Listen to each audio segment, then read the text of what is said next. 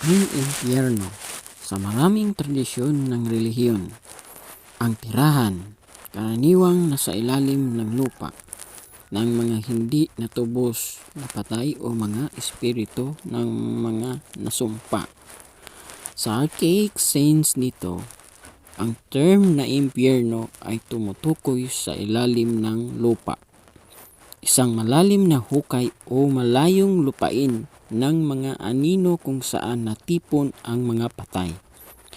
Mula sa ilalim ng lupa ay nagmumula ang mga pangarap, aswang at demonyo. At sa pinakamakapangilabot nitong presinto na binabayaran ng mga makasalanan. Ang ilan ay nagsasabi na walang hanggan ang parusa sa kanilang mga krimen. Ang ilalim ng lupa ay madalas na naisip bilang isang lugar ng parusa sa halip na sa kadiliman at agnas dahil sa malawak na paniniwala na ang isang universal na moral ay nangangailangan ng paghuhusga at paghihiganti. Hindi dapat magbayad ng krimen. Mas malawak, ang impyerno ay tumutukoy sa mga cosmology ng relihiyon bilang kabaligtaran ng langit, ang nade ng kosmos at ang lupain kung saan wala ang Diyos. Sa panitikang pandaigdigan, ang paglalakbay sa impyerno ay isang pangmatagalan na motif ng mga alamat ng bayani at mga kwentong pagkikipagsapalaran, at ang impyerno mismo ang pinangungunang simbolo ng kasamaan, paghihiwalay at kawalan ng pag-asa. Ang kamakailang pagtatalo tungkol sa kung tinanggihan ni Pope Francis ang pagkakaroon ng impyerno sa isang pakikipanayam ay nakukuha ng malawak na pansin. Hindi ito nakakagulat dahil ang paniniwala sa isang kabilang buhay kung saan ang mabubuti ay ginantimpalaan ng isang lugar sa langit at ang masasama ay pinarusahan sa impyerno ay isang pangunahing pagtuturo ng Kristyanismo. At ano ang ideyang Kristyanismo ng impyerno? Pinagmula ng paniniwala sa impyerno. Ang paniniwalang Kristiyano sa impyerno ay nabuo sa paglipas ng mga siglo. Naiimpluwensyahan ng parehong mga ideya ng Hudyo at Griyego na kabilang buhay. Ang mga pinakamaagang bahagi ng Biblia sa Hebreo sa paligid ng ika-8 siglo before Christ ay inilarawan ang kabilang buhay bilang Sheol, isang anino, tahimik na hukay kung saan ang mga kaluluwa ng lahat ng namatay ay nanatili sa isang maliit na estado ng tahimik na pagkakaroon magpakailaman sa labas ng pagkakaroon ng Diyos.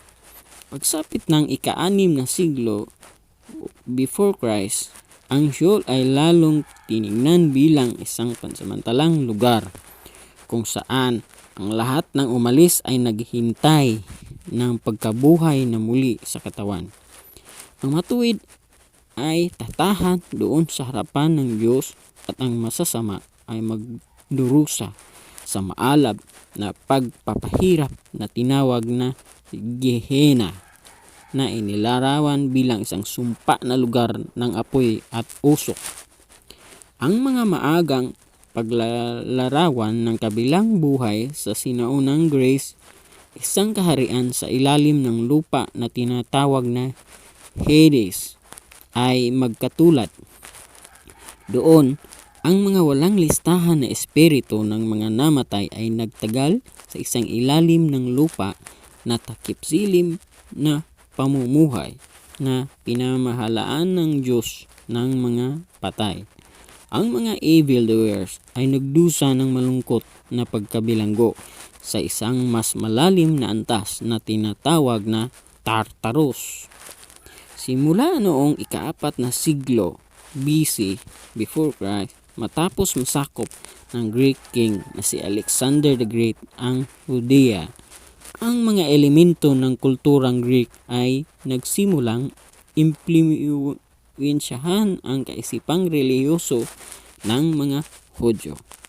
Sa oras ng mga unang ebanghelyo sa pagitan ng 65 at 85 AD, tinutukoy ni Jesus ang paniniwala ng mga Hudyo sa walang hanggang apoy na Gehenna. Saan man binanggit niya ang pagtatapon sa mga manggagawa ng kasamaan mula sa kaharian ng Diyos at ang naglalagablab na horno kung saan ang mga masasama ay magdurusa ng kalungkutan at kawalan ng pag-asa, at kung saan may iyak at pagngangalit ng ngipin. Binanggit din ni Jesus ang Greek Hades nang naglalarawan kung paano ang mga puwersa ng kasamaan, ang mga pintuang daan ng Hades, ay hindi mananaig laban sa simbahan. Mga ideyang medieval ng impyerno sa maagang Kristyanismo. Ang kapalaran ng mga nasa impyerno ay inilarawan sa iba't ibang paraan.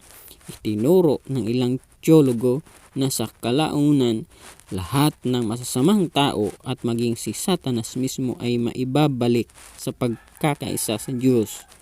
Ang ibang mga guro ay pinanghahawakang impyerno na iyon ay isang kalagitnaan ng estado kung saan ang ilang mga kaluluwa ay lilinisin at ang iba ay lilipulin. Ang imaheng nangibabaw sa unang panahon ay nanaig. Ang impyerno ay kung saan ang mga kaluluwa ng sinumpa ay nagdusa ng pahirap at walang katapusang parusa. Kahit na pagkatapos ng pagkabuhay na muli ng mga patay sa katapusan ng mundo, ang masasama ay maibabalik sa impyerno hanggang sa walang hanggan. Sa pagsisimula ng ika-5 siglo, ang doktrinang ito ay itinuro sa buong kanluran ng Kristyanismo. Opisyal na ito ay muling pinagtibay ng Papa at Konseho sa buong Edad Media.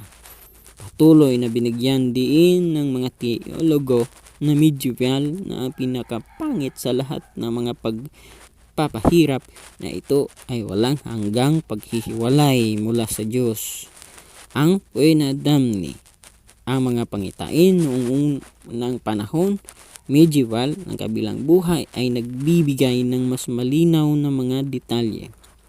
Mga hukay na puno ng madilim na apoy, kilabot na sigaw, mabulok na baho, at mga ilog na kumukulong tubig na puno ng mga ahas, Cerberus, kasama ang mga gluttons, pangatlong bilog ng impyerno ni Dante.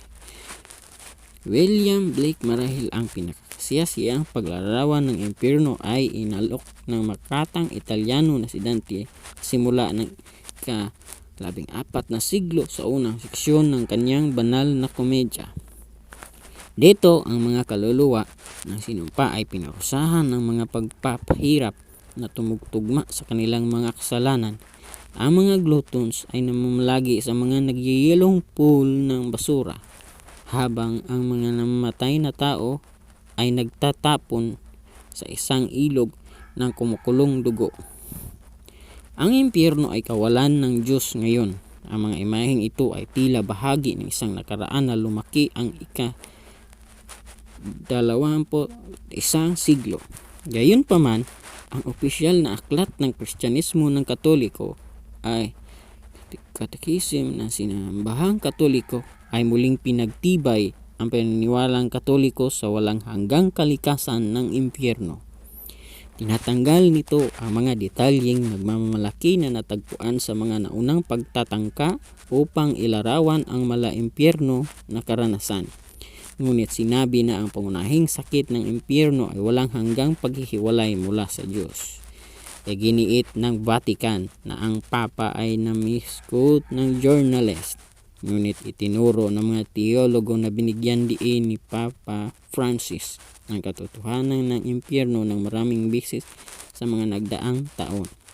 Sa katunayan, para sa mga Katoliko ngayon, kahit papaano, ang impyerno ay nangahulugan pa rin ng walang pag-asa na pagdurusa ng kawalan ng Diyos.